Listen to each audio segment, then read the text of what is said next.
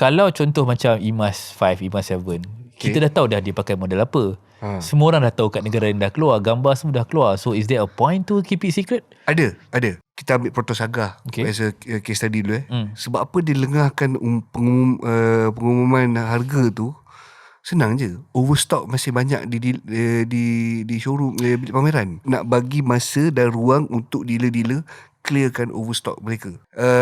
On the legal side, kita ambil Proton Emas 5. Ada langkah-langkah nak pergi buat branding dan design pattern tu makan masa.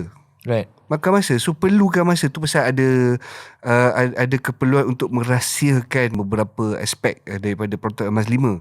Kalau Abang Izzah ingat, masa Emas 5 embargo pertama naik, kita hanya boleh tunjuk gambar Emas 5 pakai camouflage, tapi gambar dalaman dia kita boleh tunjuk. Sebab dia barang-barangan dan design dalam kabin tu semua dah dilepaskan dan diluluskan. Tapi design luaran dia tu masih lagi belum secure pattern design.